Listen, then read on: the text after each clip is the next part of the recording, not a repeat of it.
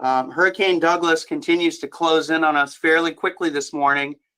It's located only about 145 miles to the east of Kahului on Maui and about 235 miles east of Honolulu, Hawaii.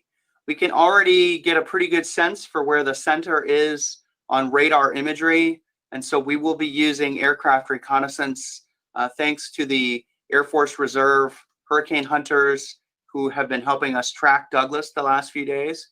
And we, again, will now also rely on radar to help us keep an eye on where the center is, as well as satellite, of course. The big changes with this advisory was that the hurricane watch for Maui County and tropical storm warning has been changed, and now Maui County, including Maui, Molokai, Lanai, and Koho'olave, are all under a hurricane warning. The hurricane watch for Hawaii County was canceled, and a tropical storm watch also was issued for portions of the northwest Hawaiian Islands, portions of the Papahanaumokuakea Marine National Monument. That includes areas from French Frigate Shoals out to Morrow Reef. So locally, that sums up the current headlines in terms of tropical. The flash flood watch for Maui, Molokai, Lanai, Koho'olave, and the Big Island is in effect now, and it continues through Monday afternoon. Rainfall could be heavy with Douglas as it comes through, especially a quick burst in a relatively short amount of time.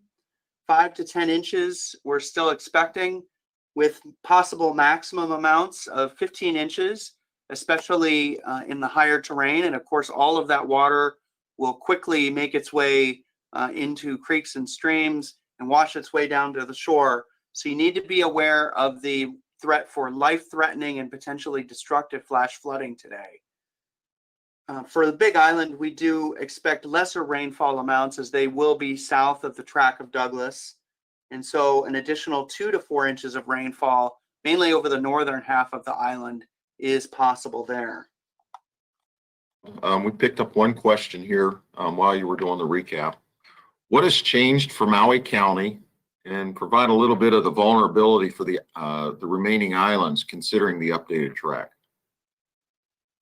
Well, there's not a lot of substantive change in terms of what we're expecting in terms of Douglas's behavior. We still expect Douglas to come through the islands at near hurricane strength as it moves through, and that closest approach to Maui County, Oahu, and Kauai necessitates a hurricane warning. We would especially expect those conditions to be most severe where you have the winds blowing downslope from mountains, and that's going to shift with time. So as Douglas approaches, our winds will be from the north, and then the winds will shift to be from the west. And then after Douglas passes, once the center goes past the island, we will see winds come out of the south and then finally out of the southeast. So the acceleration zones near the mountains are going to change with time, and that's going to make it really tricky. And it also means that many areas are vulnerable to destructive winds as the system passes by.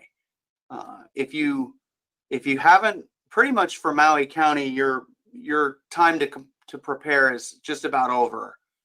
For Oahu, you have a little bit more time. If you have some last minute preparations you need to get done this morning, go ahead and do them. But I would say that by noon or early afternoon, plan on the weather going downhill pretty quickly. And then again, for Kauai, you still have a little bit more time, with daytime today being relatively quiet ahead of Douglas, and then conditions getting more serious after dark this evening. So have everything ready. Any last minute preparations you need to rush to completion, do so today on the Garden Isle. What extra recommendations would you make to the public? Yeah, I think you sort of covered that one for Maui, but if you want to go expand a little bit, go ahead. Yeah, in terms of if you have loose outdoor objects or things on your lanai, it's time to bring those in. Bring those inside, secure them just make sure that they're not going to get picked up and be blown debris. The other thing to consider is you may want to unplug sensitive electronic devices to make sure that you don't get damage to your sensitive electronics. Once the tropical storm force winds begin, we urge everyone to remain indoors. Do not go outside. Do not try to engage in repairs or things like that. It's really safest to stay inside. The winds in a tropical storm can be very unpredictable. They can be very gusty. They can be very sudden, and we don't want folks getting hurt trying to venture out and see what's going on. It's best to just stay put and stay away. When the worst of the winds arrive, you need to stay away from windows. You may need to find your way to an interior room if possible, as Douglas makes its point of closest approach.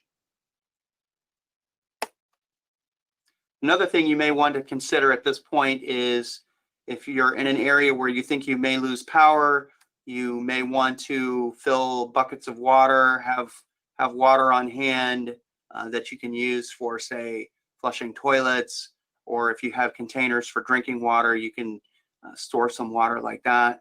That would be another suggestion I would have at this point.